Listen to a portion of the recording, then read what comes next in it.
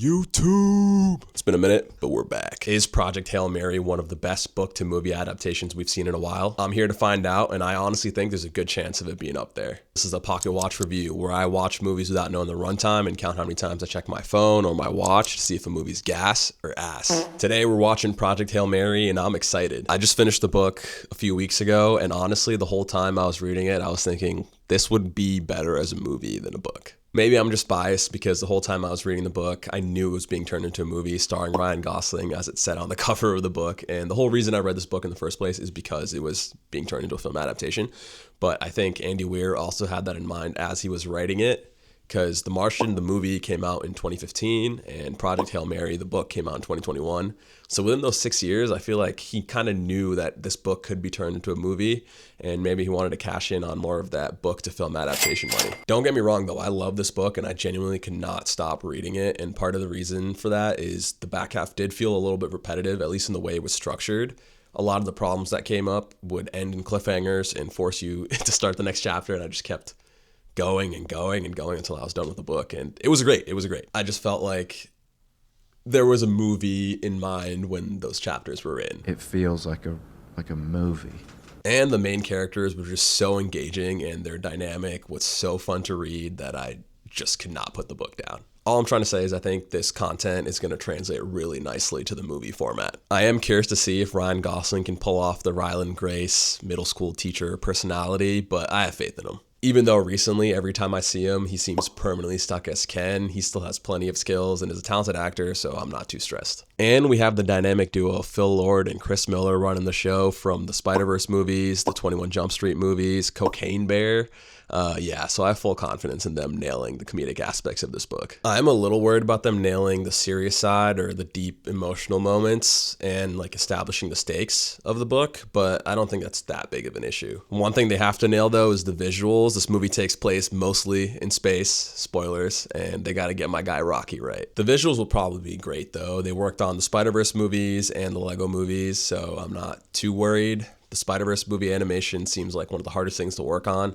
I know this is live action versus animation, so a different ballpark, but I think they're well equipped to handle it. I don't want to delve too deep into the plot of the book before we even watch the movie, so we'll save that for after, but right now let's get right to the Pocket Watch predictions. I'm predicting this movie will have a runtime of 2 hours, 27 minutes, and I'm predicting there's going to be 0 Pocket Watch checks during it. Let's hope the movie's just as engaging as the book is. Off to the movie. We come to this place for magic. Okay, I'm back from the movie. I predicted the movie would have a runtime of 2 hours, 27 minutes, and it ended up having a runtime of 2 hours, 36 minutes. So under 10 minutes off, I'm feeling good. And I also predicted I wouldn't check the time or my phone any times during this movie, and I was right. There were 0 Pocket Watch checks. For a movie that's over 2.5 hours long, that's pretty impressive, so I'm gonna drop a bonus video doing a top 5 ranking of best book to movie adaptations. All right, if you haven't seen the movie or read the book yet, turn around now, we're getting into the spoilers. Oh man, this movie was a treat to watch in the theaters, and I think it's gonna make a lot of money at the box office, and deservingly so. It has something for everyone, and it's honestly a pretty crowd-pleasing movie. It has something for comedy fans, sci-fi fans, people who just appreciate great cinematography and wide shots of people traveling in space, and most importantly has main characters you love spending time with, and they definitely nailed the Ryland Grace and Rocky relationship. I can see how some people might have issues with it being a relatively straightforward plot or predictable, and how every time there's a conflict it gets resolved pretty quickly,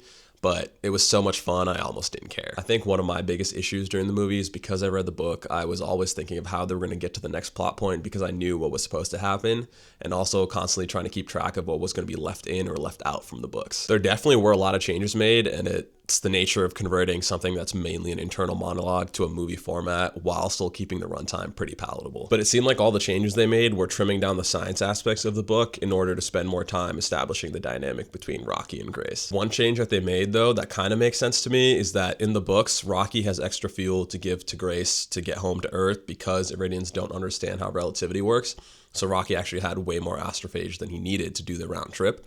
But in the movie, they frame it in a way that he gives up some of his astrophage in order for Rocky to get home slower, but for Grace to get home in general. So it's showing kind of like the sacrificial nature of their relationship, I guess. It did kind of stink that a lot of the science that Grace was doing was either glossed over or off-screened, and I wish we could see more of the dynamic of Grace being an exceptional scientist and Rocky being an exceptional engineer on screen. And they definitely cut out a lot of the science/research that was happening in the flashbacks because I guess it wasn't deemed necessary to the core story. For example, they cut out the whole part of how they paved the Sahara Desert and destroyed Earth's ecosystem in order to farm enough astrophage to even be able to send them to Tau Ceti. But that's a change that I feel like can be off-screened. And they did a similar thing with the Tau amoeba and how it can leak through and eat astrophage. In the book, it actually happens twice. And the first time it happens is when Rocky's still on the ship and it leaks and eats all the fuel and the ship actually turns off completely. And the second time that it happens in the book is exactly how it happens in the movie. And I can understand why they removed the first time that it happens in order to make the reveal of finding out that it can leak through and eat astrophage a bigger,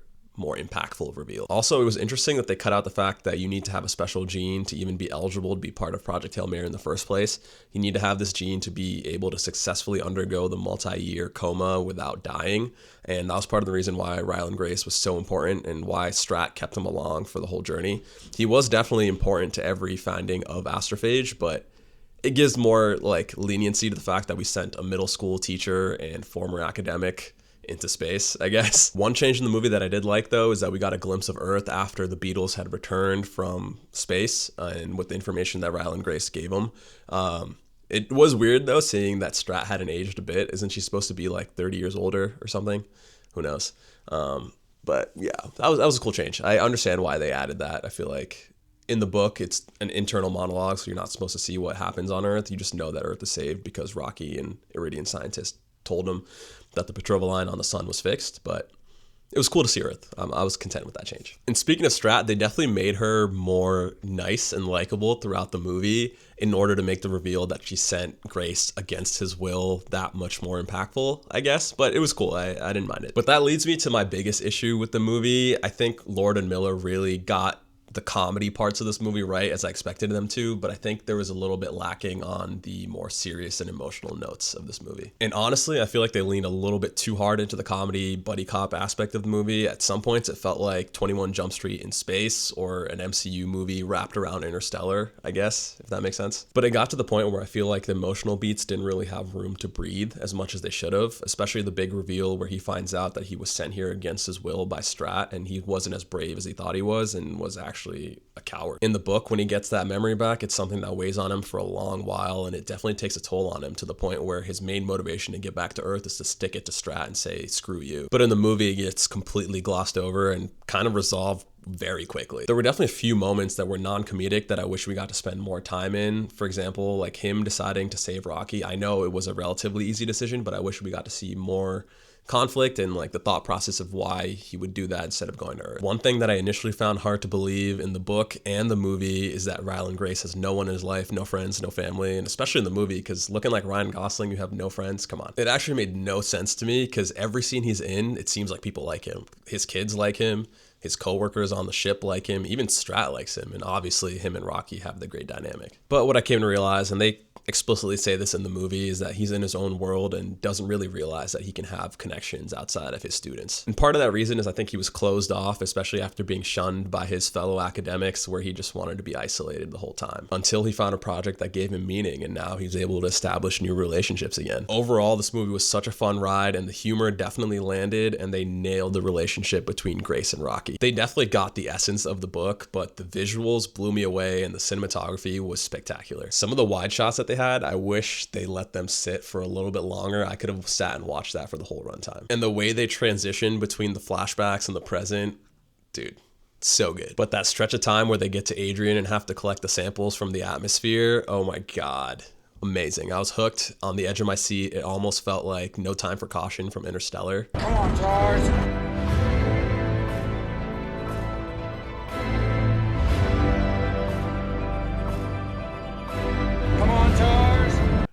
Almost. I love that they didn't use any green or blue screens for this movie, and I'm hoping they do a 4K physical release even though it's a Prime movie, but fingers crossed. I already have tickets to watch this next week at AMC Lincoln Square, the 70mm IMAX showing, and I cannot wait. I think watching the movie a second time without having to do the comparison of book versus movie as I'm watching it in real time will be nice. I'm hoping I can just take everything in and watch it without any expectations now. I highly recommend going to the theaters to watch this. I think you're going to get your money's worth. It has something for everyone, and you're not going to be disappointed. For me, this was a 4 out of 5, but who knows? On the rewatch, it might go up. It's honestly probably a 4.25, but Letterboxd doesn't let me do that, so I got to round down for now. That's a wrap. Peace.